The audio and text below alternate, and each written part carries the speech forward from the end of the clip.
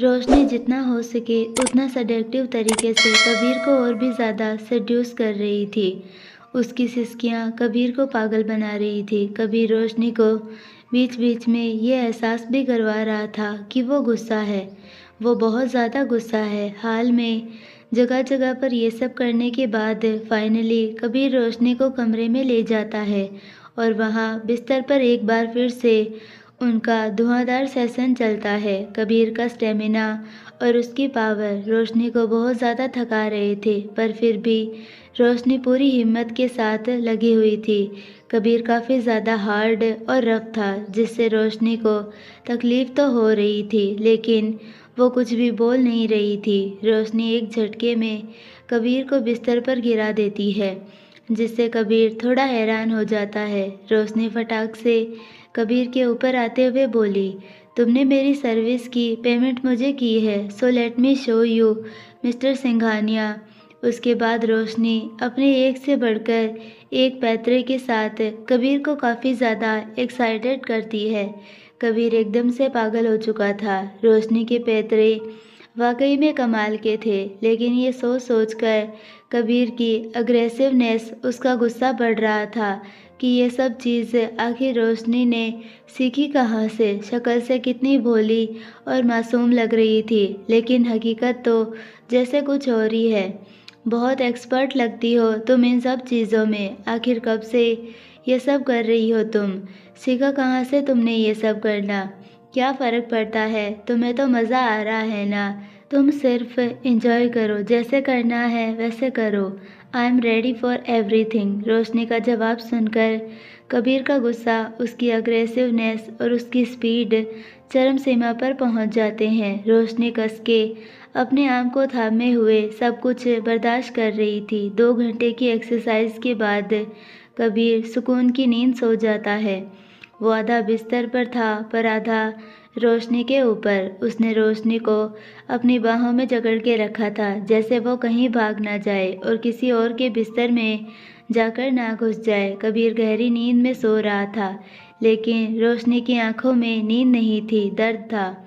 उसकी आंखों से आंसू टपक जाते हैं और अपने कपकपाते हुए बदन को चादर से ढक लेती है। वो कबीर के सोते हुए चेहरे को कुछ देर देखती रहती है। अगली सुबह जब कबीर उठता है तो अपने आप को बिस्तर पर अकेला पाता है, क्योंकि रोशनी वहाँ पर नहीं थी। यह लड़की कहाँ चली गई, वो भी मुझे बिना बताए? कहीं बाथरूम में तो नहीं?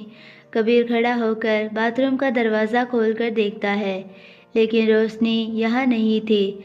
बाथरूम थोड़ा गीला था, इसका मतलब रोशनी ने उठकर सबसे पहले शावर लिया था, उसके बाद वो यहाँ से गई। कबीर भी शावर लेकर ऑफिस के कपड़ों में तैयार होकर नीचे आता है। वो किचन में अपने लिए ब्रेकफास्ट बनाने जा रहा होता है कि तभी एक नौकर कबीर से आकर बोला, सर, आपका ब्रेकफास्ट वहाँ टेबल पर बिल्कुल तैयार है। ये सुनकर कबीर थोड़ा हैरान होते हुए बोला, मेरा ब्रेकफास्ट किसने बनाया? मैंने तुम लोगों से कहा था ना कि मैं खाना खुद बनाऊंगा। उस नौकर ने सर झुकाए हुए कहा, सर, हमने नहीं बनाया, एक मैडम ने बनाया है। वो सुबह जाने से पहले खाना तैयार करके गई थी। नौकर की बात सुनते ही कबीर को रोशनी की याद आती है। वो गहरी सांस लेकर नौकर को जाने का इशारा करता है और खुद डाइनिंग टेबल के पास चला जाता है। डाइनिंग टेबल पर खाना बिल्कुल तैयार था। एक बॉल के नीचे छोटी सी चिट्ठी रखी हुई थी। कबीर वो चिट्ठी निकालकर उसमें से पढ़ता है, खाना तैयार है।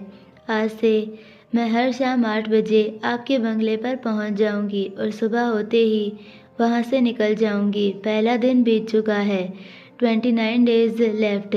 Thank you for the cheque. चिट्ठी पढ़ के कबीर और चिट्ठी को अपने हाथों में मसल देता है।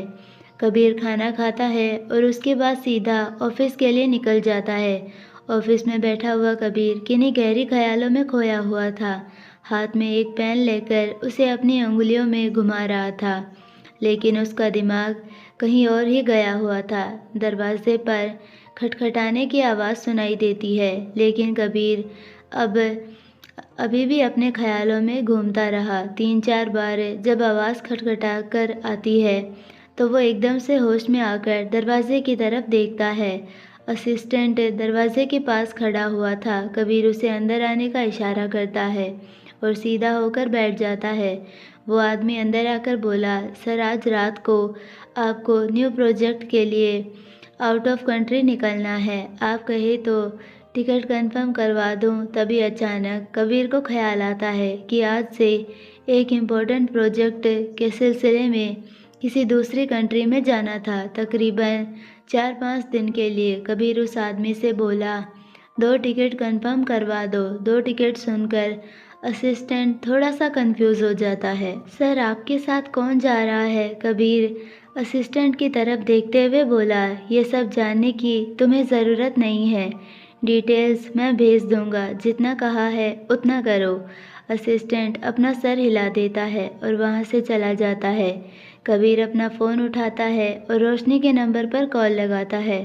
रोशनी हॉस्पिटल में अपने पापा के पास बैठी हुई हंसी मजाक कर रही थी। उसके पापा बैठकर सूप पी रहे थे और रोशनी के साथ बातें भी कर रहे थे। अपने पापा को थोड़ा बेटर हालत में देखकर रोशनी को बहुत अच्छा लग रहा था। अपने पापा का मुस्कुराता चेहरा देखकर वो अपना सर दर्द भूल चुकी थी और इस मुस्कान के लिए वो जितना चाहे उतना दर्द बर्दाश्त करने को भी तैयार थी। तभी अचानक रोशनी का फ़ोन बज जाता है। वो फ़ोन उठाकर देखती है तो एक अननोन नंबर से फ़ोन आ रहा था। रोशनी अपने पापा से बोली, पापा 1 मिनट, ज़रा मैं फ़ोन अटेंड कर लेती हूँ। दिनेश जी हल्का सा अपना सर हिला देते हैं। रोशनी फ़ोन उठाकर थोड़ा बगल में चली जाती है। हेलो। तभी उसे सामने से एक डार्क आवाज़ सुनाई देती है, आज रात को हम 4-5 दिन के लिए आउट ऑफ कंट्री जा रहे हैं, सो तैयार रहना। कबीर की आवाज़ और उसकी कही गई बात सुनकर रोशनी बहुत ज़्यादा शॉक हो जाती है। क्या आउट ऑफ कंट्री, वो भी 4-5 दिन के लिए? ये तुम क्या बोल रहे हो? कबीर ने थोड़ी कड़क आवाज़ में जवाब दिया, सवाल पूछने का हक नहीं है तुम्हें। मैंने कहा ना, इस बिज़नेस प्रोजेक्ट में मुझे 4-5 दिन के लिए बाहर जाना है और तुम मेरे साथ चल रही हो। रोशनी कबीर से बोली, देखो ऐसी कोई बात नहीं हुई थी। मैंने तुमसे कहा था कि हम सिर्फ रात को मिल सकते हैं, दिन में नहीं। मेरी भी अपनी पर्सनल लाइफ है, मैं हर वक्त तुम्हारे साथ नहीं रह सकती। तभी कबीर की बात रोशनी को सोचने पर मजबूर कर देती है। 3-4 दिनों में तुम्हें तुम्हारी रात के अलावा दिन की भी कीमत मिलेगी। Your amount is double for this days. Double amount, ये सुनकर रोशनी की आंखें शौक से बड़ी हो जाती है। कबीर के ऑफ़र को सुनकर वो सोचने पर मजबूर हो जाती है। वो एक बार अपने पापा की तरफ देखती है जो सूप पी रहे थे। अपने पापा के इलाज के लिए उसे जितना पैसा लगाए उतना कम पड़ने वाला था, इसीलिए उसे ज़्यादा से ज़्यादा पैसा कमाना था। रोशनी कुछ सेकंड सोचने के बाद एक गहरी सांस लेकर कबीर से बोली, ठीक है, मैं तैयार हूँ। ये सुनकर कबीर के चेहरे पर एक शैतानी सी मुस्कान आ जाती है। शाम की फ़्लाइट है, टाइम से घर पहुँच जाना। ये बोलकर कबीर फ़ोन कट कर देता है। रोशनी काफ़ी ज़्यादा इरिटेट हो जाती है, माना कि ये पैसे कमाने का उसके लिए बहुत अच्छा मौका था, लेकिन वो अपने पापा से दूर नहीं जाना चाहती थी, खास करके इन नाजुक हालातों में तो बिल्कुल भी नहीं। रोशनी अपने पापा के पास आकर बैठ जाती है। उसके चेहरे पर हल्की सी उदासी थी, जिसे दिनेश जी नोट कर लेते हैं। वो रोशनी से पूछते हुए बोले, क्या हुआ, तुम उदास क्यों लग रही हो? किसका फ़ोन था? रोशनी दिनेश जी को जवाब देते हुए बोली, वो पापा, दरअसल मैं जिस कंपनी में काम करती हूँ वहाँ मुझे एक इम्पोर्टेंट प्रोजेक्ट के लिए उन लोगों के साथ 4-5 दिन के लिए आउट ऑफ कंट्री जाना पड़ रहा है। मेरे जाने का मन नहीं है, पर वो बोल रहे हैं कि जाना पड़ेगा। दिनेश जी ने रोशनी से कहा, क्यों मन नहीं है तुम्हारा? ये तो अच्छी बात है, काम के लिए तो जाना ही चाहिए। रोशनी दिनेश जी से बोली, पर पापा मैं आपको अकेले छोड़कर नहीं जाना चाहती।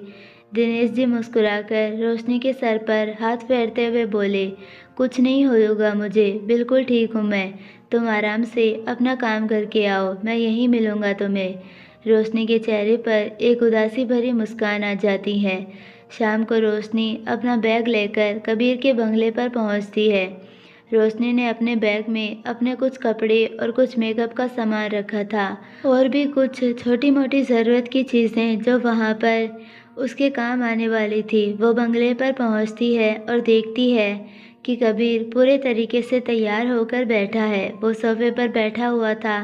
उसका एक पैर दूसरे पैर के ऊपर था और एक हाथ सोफे पर रेस्ट मोड में था। दूसरे हाथ से कबीर मोबाइल में कुछ देख रहा था। कबीर की अटेंशन अपनी तरफ खींचने के लिए रोशनी अपना हल्का सा गला साफ करती है, जिसकी आवाज़ सुनकर कबीर फ़ोन से नज़रें हटाकर रोशनी की तरफ देखता है। रोशनी ने हमेशा की तरह एक शॉर्ट और सेक्सी ड्रेस पहन रखी थी। चेहरे पर बिना किसी एक्सप्रेशन के कबीर के सामने खड़ी होती है और नौकर को कबीर का बड़ा बैग गाड़ी में रखने का इशारा करता है। कबीर नौकर रोशनी से उसका बैग लेता है और उसे गाड़ी में रख देता है। कबीर रोशनी के पास आकर बोला, वेरी गुड, काफ़ी समझदार हो तुम। पैसों के लिए तुमने अपनी शर्त भी तोड़ दी। अच्छा है, पैसा इंसान से क्या नहीं करवा सकता, खास करके तुम जैसी लड़कियों से। अब चलो, लेट हो रहा है। कबीर रोशनी के बगल से निकलकर बाहर की तरफ चला जाता है। कबीर की बातें रोशनी को काफ़ी ज़्यादा हर्ट करती है, लेकिन वो उन्हें ज़्यादा से ज़्यादा इग्नोर करने का सोचती है, क्योंकि या तो वो बेशर्म होकर अपने पापा के इलाज के लिए पैसे इकट्ठे कर सकती थी, या फिर अपनी सेल्फ रिस्पेक्ट को बचाकर अपने पापा को मरने दे सकती थी। जिसमें से उसने पहले वाला ऑप्शन चुना। वो चाहे कितनी भी जलील और बेइज्जत हो जाए, लेकिन अपने पापा को कोई तकलीफ़ नहीं होने देगी। रोशनी जाकर गाड़ी में बैठ जाती है। कबीर ड्राइवर को गाड़ी चलाने के लिए कहता है और उनकी गाड़ी एयरपोर्ट के लिए निकल जाती है। एयरपोर्ट पर सारी फॉर्मेलिटी पूरी होने के बाद कबीर और रोशनी प्लेन में एंट्री करते हैं। रोशनी प्लेन को काफ़ी गौर से देखती है। आज से पहले उसने प्लेन को सिर्फ टीवी, फिल्मों में या ज़मीन पर से सिर्फ आसमान में उड़ते हुए देखा था। आज पहली बार उसने प्लेन में अपना पहला कदम रखा था। उसे अंदर से देखा था। कबीर जब देखता है कि रोशनी बड़े ही गौर से पूरे प्लेन को निहार रही है, तो वो रोशनी से कहता है, क्या तुम पहली बार प्लेन में आई हो? ऐसे क्या देख रही हो? ये प्लेन है, कोई एलियंस का स्पेसशिप नहीं है। कठोर आवाज़ में ये बोलकर कबीर अपने बिजनेस क्लास में चला जाता है। बिजनेस क्लास के बाहर कुछ एयर होस्टेस और कुछ पायलट कबीर को वहाँ पर वेलकम करते हैं। कबीर बड़े ही एटीट्यूड के साथ उन सबके वेलकम को ज़्यादा गौर ना करते हुए अंदर चला जाता है। रोशनी भी हिचकिचाते हुए भी उसके पीछे पीछे बिजनेस क्लास में एंट्री करती है। कबीर आगे आगे चल रहा था और रोशनी उसके पीछे पीछे। रोशनी एयर होस्टेस और पायलट्स को क्रॉस करके निकलने लगती है तो अचानक से हील्स की वजह से उसका पैर हल्का सा मुड़ जाता है। इससे पहले कि वो गिर जाए, पायलट उसे अपने हाथों में पकड़ लेता है। मैडम प्लीज़ संभाल कर। पायलट काफ़ी देर से रोशनी को नोट कर रहा था। रोशनी काफ़ी ज़्यादा खूबसूरत थी और आज तो और भी ज़्यादा खूबसूरत लग रही थी। पायलट लगातार उसे ही देखे जा रहा था। रोशनी जब गिरने लगी तो उसने फटाक से रोशनी को अपनी हाथों में पकड़ लिया और उसकी खूबसूरती में जैसे खो सा गया। रोशनी उठ पाती उससे पहले ही कबीर आता है और गुस्से में रोशनी को पायलट के हाथों से पकड़कर अपनी तरफ खींच लेता है। पायलट काफ़ी एम्बैरेस फील करता है और सर झुकाकर खड़ा हो जाता है। कबीर गुस्से भरी नज़रों से उसे देखते हुए रोशनी को खींचकर बिजनेस क्लास के अंदर चला जाता है। अंदर ले जाकर वो रोशनी के चिन को कसकर पकड़ लेता है। तुम्हारी ये हरकतें यहाँ नहीं चलेगी। अपने हुस्न के जलवे बिखेरना बंद करो। याद है ना, तुम्हें 1 महीने के लिए मैंने खरीदा है। मेरे अलावा तुम किसी और को अपने आप को छूने नहीं दोगी और ना ही किसी और को देखोगी, समझी तुम? रोशनी कबीर की बात सुनकर अपनी आंखें रोल करते हुए बोली, मुझे याद है, मैं गिर रही थी। उसने बस मुझे संभाला था। इट्स नॉट लाइक कि वो वहीं पर मेरे कपड़े फाड़कर वो सब करने वाला था जो तुम मेरे साथ हर रोज़ करती हो, और कर भी लेता तो क्या हो गया? वैसे वो पायलट काफ़ी हैंडसम था। उसके साथ कुछ भी करने में मुझे कोई भी प्रॉब्लम नहीं थी। ये बोलकर रोशनी काफ़ी फ्लर्टिंग एटीट्यूड के साथ अपनी आंख मारती है। रोशनी की बात सुनकर कबीर बहुत ज़्यादा इरिटेट हो जाता है। Oh really? तो क्या तुम किसी के साथ भी, कहीं पर भी, कभी भी कुछ भी करने के लिए तैयार हो जाती हो? एक सच बताओ मुझे, तुम आज तक कितने लोगों के साथ वो सब तुमने किया है? कितने लोगों ने तुम्हारे इस खूबसूरत से जिस्म को नोचा है? बताओ मुझे, टेल मी। गुस्से और जलन से कबीर का चेहरा लाल पड़ गया था, बिल्कुल टमाटर की तरह। कबीर की बात पर रोशनी हल्के से हंसते हुए बोली, तो तुम भी मानते हो कि मैं खूबसूरत तो हूँ, है ना?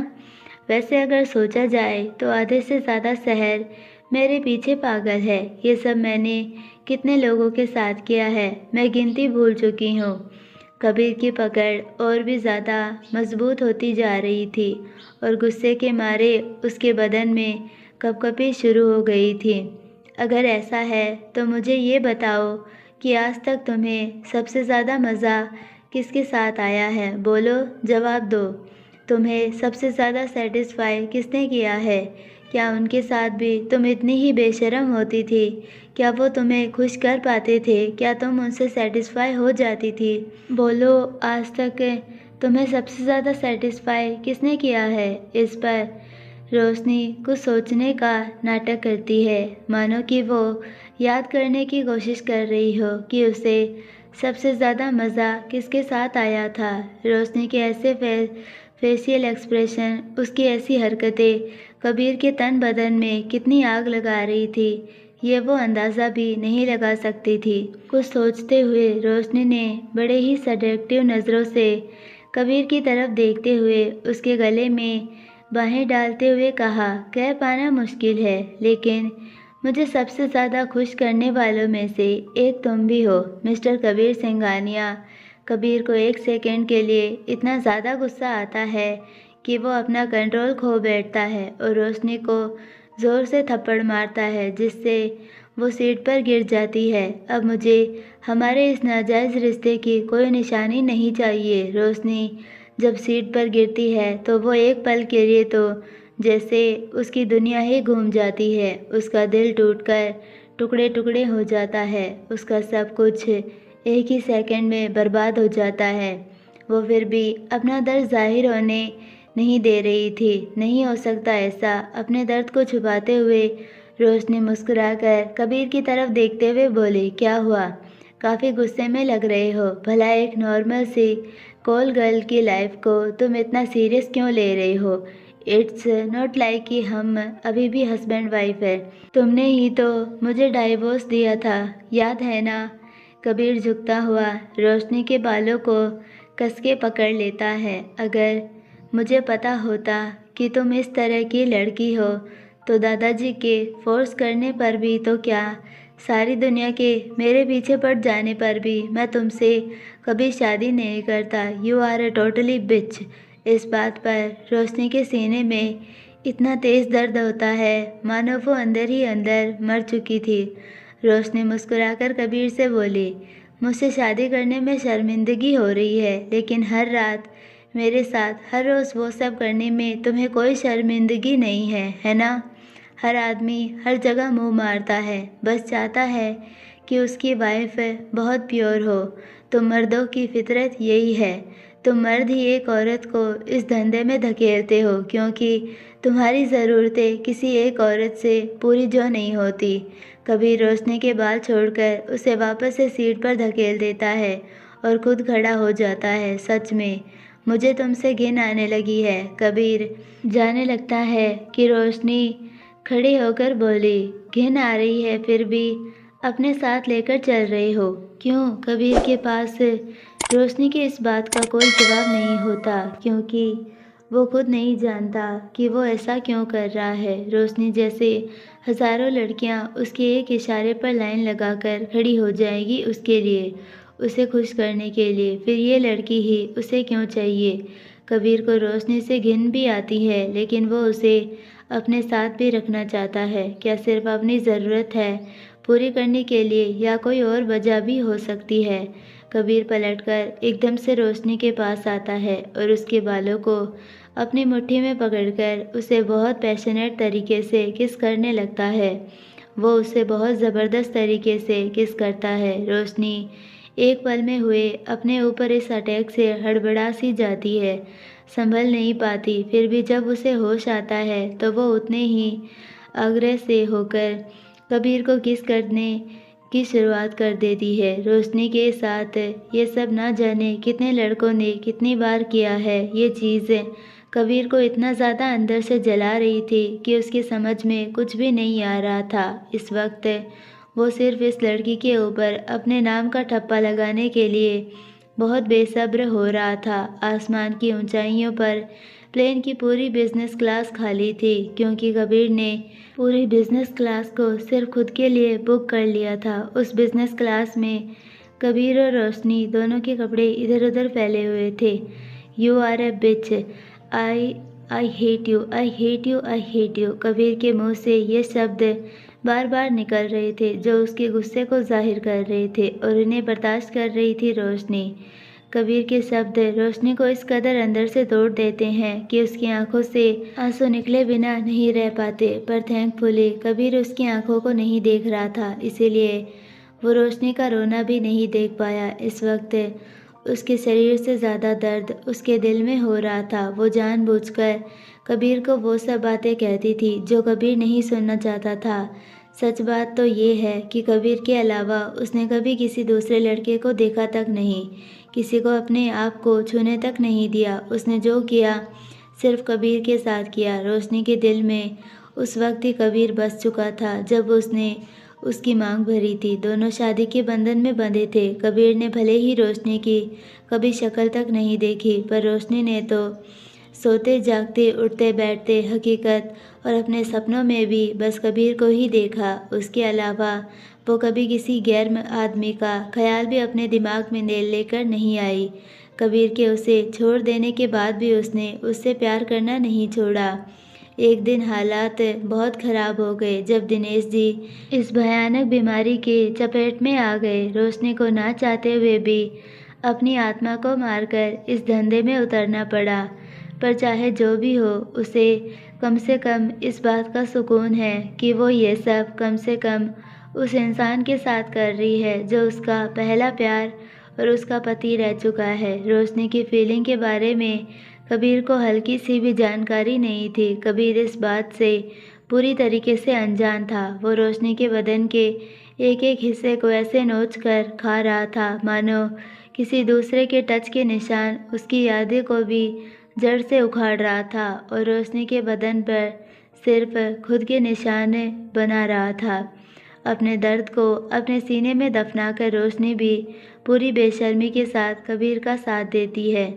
घंटे की फ़्लाइट दोनों ही ऐसे ही निकलती है, और फाइनली फ़्लाइट के लैंड होने का टाइम आ जाता है। फ़्लाइट लैंड होती है और कबीर रोशनी के साथ फ़्लाइट से बाहर निकलता है। रोशनी को काफ़ी ज़्यादा तकलीफ़ हो रही थी, इसीलिए वो अपने बैग से पेन किलर निकाल कर उसे खा लेती है। कबीर जब ये देखता है तो वो तुरंत पूछता है, ये कैसी गोलियां खा रही हो तुम? ये बात छुपाते हुए कि वो गोलियां पेन किलर है, रोशनी ने जवाब दिया, अब मुझे हमारे इस नाजायज़ रिश्ते की कोई निशानी नहीं चाहिए, और आई एम श्योर कि तुम भी ऐसा नहीं चाहते हो कि तुम्हारा कोई नाजायज़ बच्चा इस दुनिया में पैदा हो जाए, राइट? ये तो अक्सर हम लोगों को खाने ही पड़ते हैं। हम अपने कस्टमर को वो यूज़ करने नहीं देते ताकि वो खुलकर हमारी बॉडी को अच्छे से एंजॉय कर सके। रोशनी की बात सुनकर कबीर स्पीचलेस हो जाता है। वो सोचने लगता है, क्या ये कॉन्ट्रासेप्टिव पिल्स है? क्या हर किसी के साथ ये सब करने के बाद रोशनी यही गोलियां खाती है? कितनी बार खाई होंगी उसने ये गोलियां? आखिर कैसे वो किसी और के साथ वही सब कर सकती है जो वो उसके साथ कर रही है? आखिर कैसे वो अपनी बॉडी को लेकर इतनी लापरवाह हो सकती है, बिना इस बात की परवाह किए कि ये गोलियां उसे कितना नुकसान कर सकती है? इन गोलियों के ना जाने कितने पैकेट खाली कर चुकी होगी। आसपास के लोगों की आवाज़ सुनकर कबीर थोड़ा होश में आता है और रोशनी से मुंह फेर कर आगे चला जाता है। रोशनी अपनी पेन किलर की डब्बी को वापस अपने बैग में रखती है और कबीर के पीछे चली जाती है। चलते चलते रोशनी कबीर के बगल में आ जाती है। वैसे इस सेशन का पैसा भी मिलेगा ना मुझे? तुमने कहा था कि तुम मुझे हर सेशन का पैसा दोगे, रात के साथ साथ दिन का पैसा भी। आई होप कि तुम्हें याद है। रोशनी की बात से कबीर अपने दांत पीसते हुए बोला, मुझे पता है, तुम्हें तुम्हारा पैसा मिल जाएगा। कबीर सिंघानिया को फ्री की चीज़ पसंद नहीं है। कबीर की बात सुनकर रोशनी हल्का सा मुस्कुरा देती है। रोशनी और कबीर एक होटल में चेक इन करते हैं। कबीर ने दोनों के लिए एक ही कमरा लिया था। कमरे में पहुंचने के बाद कबीर सीधा बाथरूम में चला जाता है फ्रेश होने के लिए। रोशनी सामान को अपनी जगह पर रख रही थी। वो उठकर कमरे की बालकनी के पास आ जाती है। कमरे की खिड़की से लगभग पूरा शहर दिखाई दे रहा था। उन लोगों ने बड़ी सी बिल्डिंग के बहुत ऊंचे वाले फ्लोर पर रूम लिया था, क्योंकि वहां से पूरा शहर नज़र आ रहा था और काफ़ी खूबसूरत भी लग रहा था। रोशनी एक बेजान इंसान की तरह कमरे की खिड़की से सिर लगाकर पूरे शहर को देख रही थी। कितनी भीड़ है इस दुनिया में और कितनी अकेली है वो इस भीड़ में। पता नहीं ज़िंदगी ने कैसे रास्ते पर लाकर खड़ा कर दिया है उसे। उसने अपने लिए ये ज़िंदगी बिल्कुल नहीं चुनी थी। पता नहीं किस बात की सज़ा मिल रही है उसे। अपने पापा को बचाने के लिए उसने अपने आत्मसम्मान को भी पैरों के नीचे कुचल दिया और उस इंसान के लिए एक वर्कर बन गई जिस इंसान की वो कभी पत्नी हुआ करती थी। रोशनी का दिल अंदर ही अंदर टूटकर बिखर चुका था।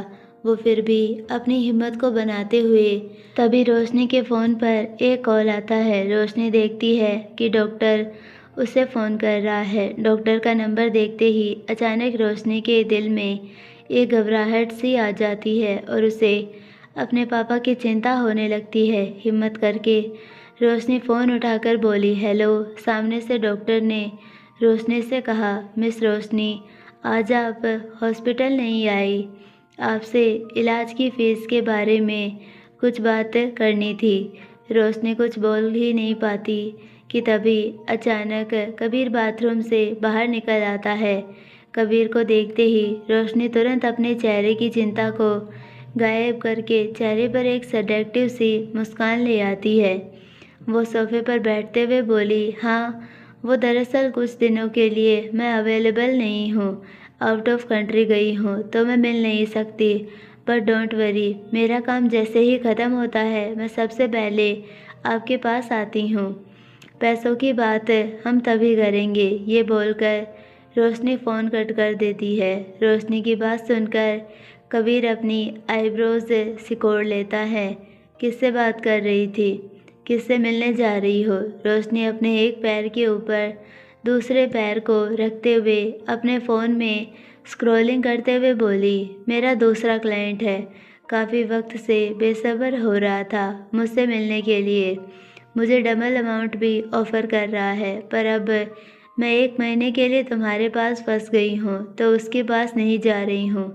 इसीलिए मैंने उससे कहा है कि तुम्हारे पास मेरा काम ख़त्म होते ही मैं सबसे पहले उसके पास जाऊंगी, क्योंकि वो मुझे मेरे काम की मुँह मांगी कीमत देगा, और वो भी बिल्कुल टाइम पर। कबीर के हाथ से टॉवल छूटकर नीचे गिर जाता है। पता नहीं रोशनी ऐसा क्यों कर रही थी। पता नहीं क्या मज़ा आता था कबीर के अंदर के गुस्से को जगाने में, उसके अंदर की गुस्से की आग को हवा देने में। रोशनी उठकर कबीर के पास जाती है। कबीर के एक्सप्रेशन, उसका गुस्सा वो बहुत अच्छे से महसूस कर सकती थी। कबीर के करीब जाकर उसके गले में अपनी बाहें डालते हुए बोली, बहुत पॉपुलर हूँ मैं, इसीलिए मेरे कस्टमर लाइन लगाकर मेरे इंतज़ार में रहते हैं। वो तो तुमने मुझे 1 महीने के लिए बुक कर लिया है तो इन सब बेचारों के दिल टूट गए हैं। बट डोंट वरी, तुमसे फ्री होते ही सबसे पहले मैं उनकी प्यास बुझाऊंगी। कबीर अपनी मुट्ठियों को ज़ोर से कस लेता है। गिरने की सारी हदें पार कर दी है तुमने। क्या तुम्हारे लिए सिर्फ पैसा ही सब कुछ है?